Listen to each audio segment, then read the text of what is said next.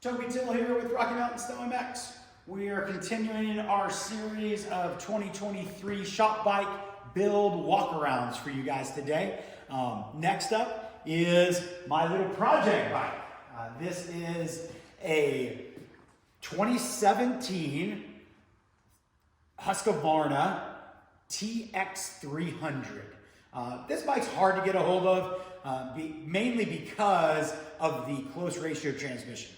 In snow bikes, we love close ratio transmissions. They work so much better as a track kit that doing a close ratio is really what we're after. So TX is the close ratio. 2017 through 19 is what we really like because it has the carburetor. I'm not a TBI fan, I'm not a TPI fan.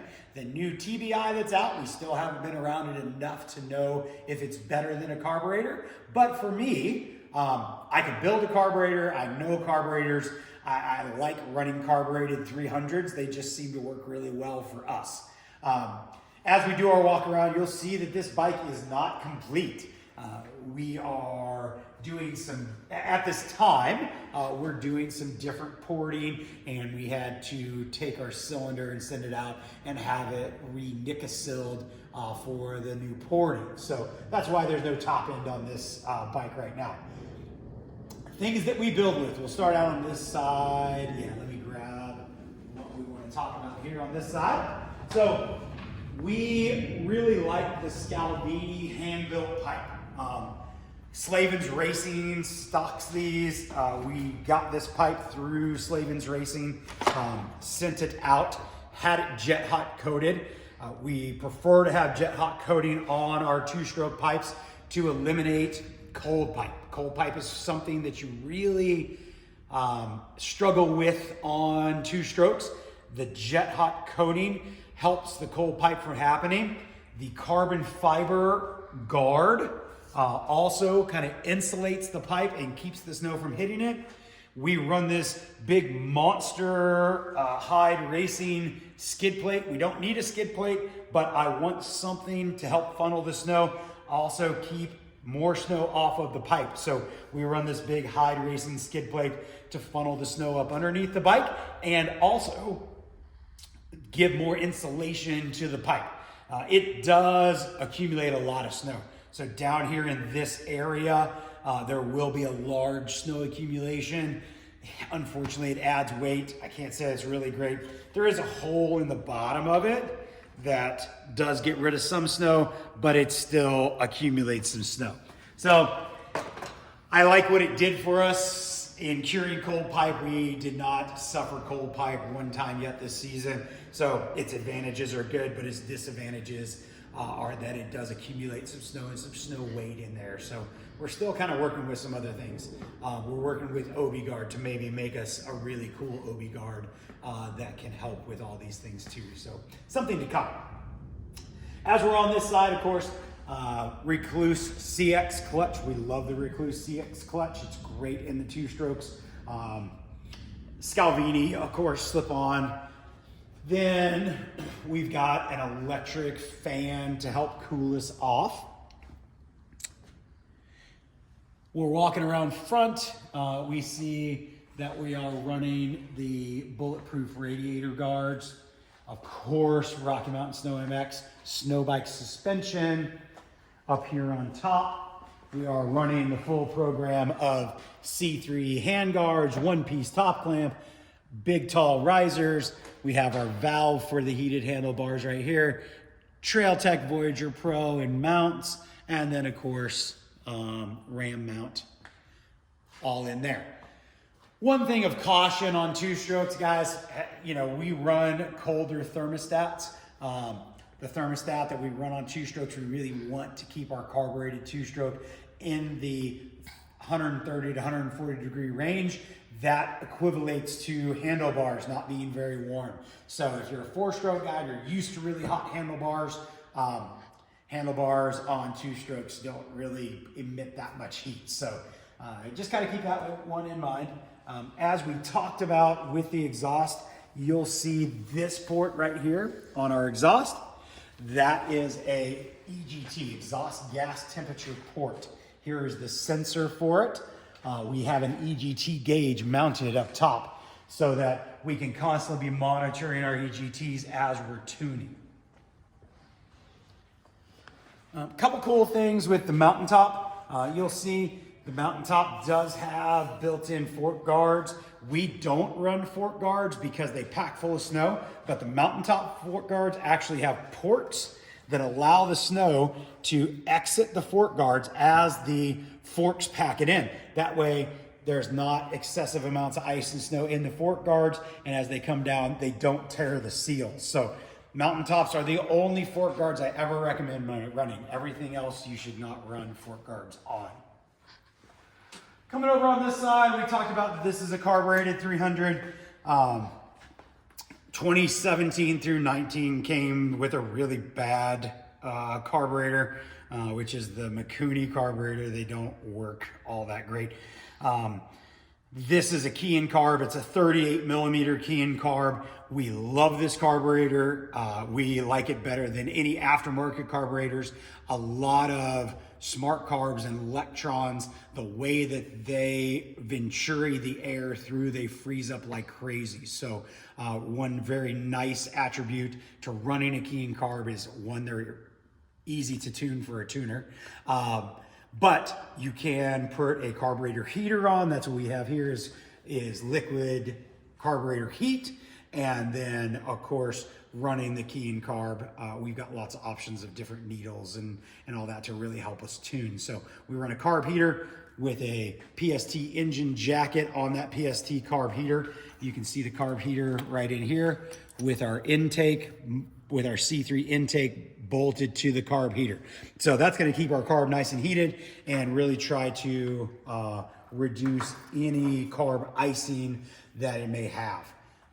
As we're talking about things, you might be able to see. So there's our C3 thermostat hidden up in there. So the C3 thermostat does a great job, of course, of bringing the temperatures back up. Performance stuff. This thing is definitely a performance-minded monster. Custom porting by Eric Gore on the cylinder, Vertex piston kit.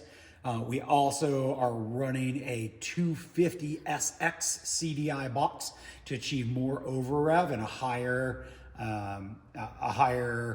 spark curve, and then also more ignition timing. We run a dual switch on that to give us 4 degrees more timing in kind of the mid-range. So this 300 is super built. There's no doubt about it. Along with this build, of course, is a custom head. So there's our head that we're using. Head has different domes. The dome that we are choosing for this round of build with the new porting is going to be the ultra high compression dome. A couple other things that I want to point out. We run EGT gauges. Wideband O2 gauges are a good thing for really tuning your two-stroke to keep it from burning up. If you get them too lean, you're gonna have a problem. So don't push them really hard towards the lean side because you are wide open throttle, really got these things pinned a lot of the time. Ty, you're gonna flip around because I wanna show this really cool thing. So this is a mid-mountain clutch lever. We carry these, we stock them.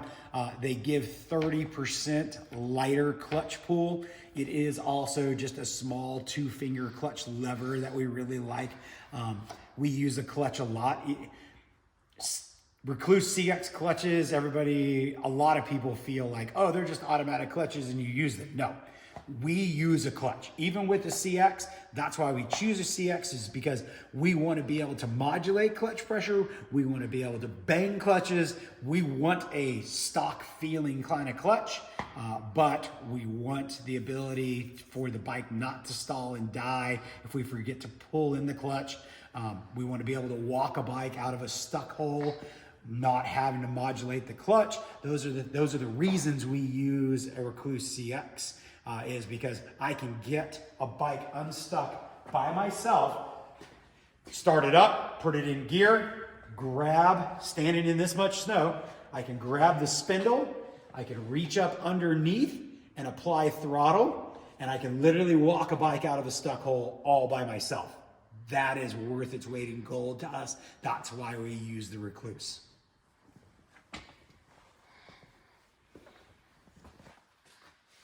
Mountaintop tunnel bag on this bike, of course, and then also, like we've shown you in the other videos, this is our Rocky Mountain Snow MX Yeti rack mount, along with Pelican case that'll be on here, Mountain Addiction fuel can and rails.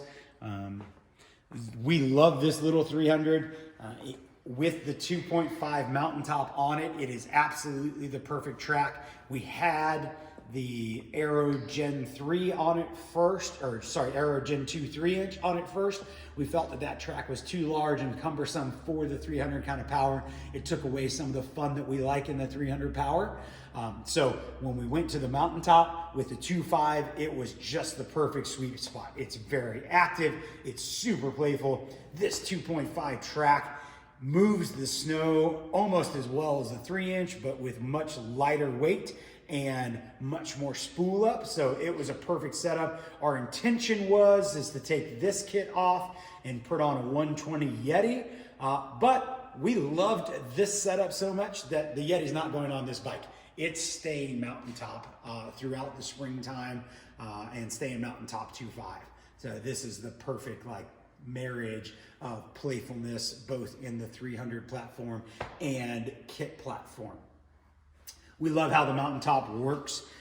The mountaintop has, let's see if I can, yeah, there we go. Mountaintop has a solid strut right here that goes down to a 4-to-1 pivot in the frame. And then the 4-to-1 pivot goes into what everybody knows as the third shock. The third shock then allows the entire back of the kit to move up and down and really does a great job of adding a lot more suspension. So with this design, you get about 8 inches or so of tail movement out of that 4-to-1 pivot. One other thing that we did skip over, I know I told you guys on Rockstar, but you can see it in here. We now feel that every one of our snow bikes need a horn. So, of course, got a horn for Ty when he's stuck. We also run, you can see here, a relay. This relay we use on a lot of our bikes. And we do wire this relay so that it's active only when the bike's running. So on the relay is our EGT gauge, our fan, our light. Those are all the things that are on the relay. Even though this is a electric start with a kicker backup, I still put a jumper pack cable on. That way, if I ever need it, I'm not pulling a seat or side panel to try to get to my battery power. The mountaintop, you can see up here on the brake lever on the mountaintop, it is also a little shorty 1-finger brake lever that works awesome. We like this setup because I've got a shorty on the clutch side, I've got a shorty on the brake side. They all really do work quite well for us and the active riding that we do. So this is our 300 build. If you're contemplating a 300, give us a call. We can definitely help you decide what upgrades you'll want to do to your 300, what works the best for us, and how we can make the greatest snow bike for you, pairing the bike that you want with the proper kit for that bike that really makes it fun and active. So give us a call. Toby Till, Rocky Mountain Snow MX. Thank you very much.